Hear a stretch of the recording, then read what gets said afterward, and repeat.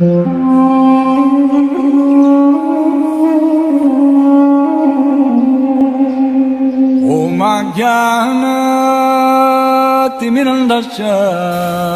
I am stressing on this point. Where is book? Where is book? Where is book?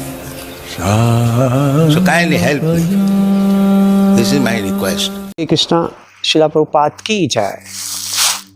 तो आज हम एक नए विषय पर चर्चा करेंगे जिसका शीर्षक है हमारे जीवन में कष्ट आएंगे और चले जाएंगे। हमारा जो जीवन जो है इसमें कई प्रकार के कष्ट आते हैं, कई प्रकार के खतरे आते हैं, क्योंकि हमारा जीवन तो खतरों से कष्टों से भरा पड़ा है। तो ये तो स्वाभाविक है, लेकिन हम लोग मूर्ख हैं। हम इन चीज़ों को बदलने की कोशिश करते हैं और यही हमारी सबसे बड़ी मूर्खता है।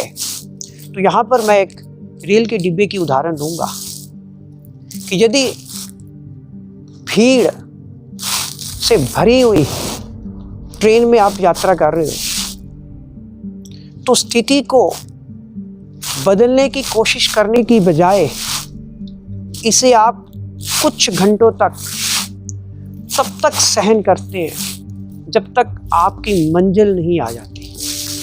करते हैं ना, स्थिति को हम सहन करते हैं। जैसे कि भगवान गीता में कह रहे हैं, गुरान अपि दुखेन ना विचाल लेते। तो इसी प्रकार हमारे जीवन में भी कई प्रकार के दुख, कई प्रकार की तकलीफें, कई प्रकार के कष्ट आ सकते हैं। लेकिन यदि तुम कृष्ण भावनामृत में भगवान कृष्ण के पास वापस जाने के लिए खुद को तैयार कर रहे हो तो ये चीज़ें तुम्हें कभी परेशान नहीं करेंगी। तुम इन चीज़ों से कभी भी परेशान नहीं होंगे। इन्हें आने दो, ये होंगी, लेकिन तुम परेशान नहीं होंगे। जैसा कि भगवद गीता में कहा गया है, अगम अपायनो अनित्यास तांस तितिक्षस्व भारत, कि ये चीजें आएंगी, कष्ट आएंगे और चले जाएंगे। Let them come, but you have to learn. And what you have to learn? You have to learn how to tolerate them. You will have to tolerate them. No doubt ये बहुत मुश्किल है उन्हें सहन करना, लेकिन जो कृष्ण भावना अमृत में स्थित है वो कभी परेशान नहीं होता।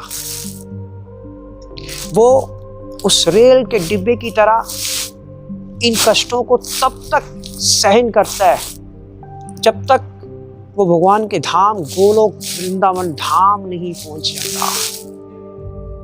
तो भगवान के भक्त इन कष्टों को, इन तकलीफों को कभी भी कष्टदायक नहीं मानते, क्योंकि वो जानते हैं कि जो चीज़ पहले विष के तुल्य लगती है, लेकिन वही चीज़ बाद में अमृत के तुल्य होती है।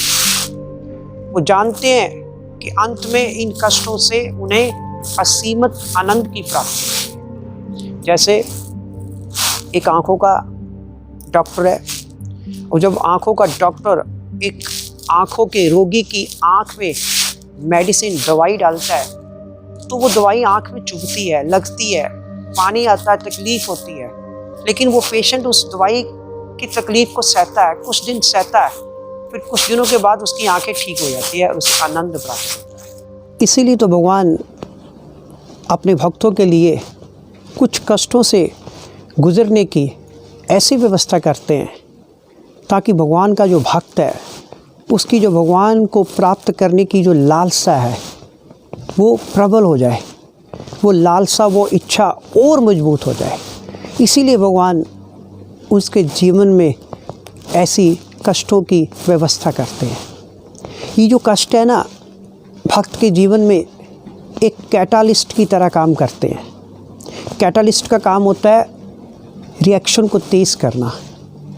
इसी प्रकार जो भगवान द्वारा ये कष्टों की व्यवस्था की जाती है भक्त के जीवन में, वो सिर्फ इसीलिए की जाती है ताकि उसकी भक्ति और बढ़े। तो ये जो कष्ट है हमारे जीवन में भक्ति बढ़ाने के लिए आते हैं। तो इसलिए मैं तो यही कहूँगा कि हमें अपने जीवन में आने वाले कष्टों को बदलने का प्रयास नहीं करना चाहिए, हमें इनको सहना चाहिए ताकि हम इनको सहकर भक्ति में आगे बढ़कर भगवान को प्राप्त कर सकें। हरे कृष्ण।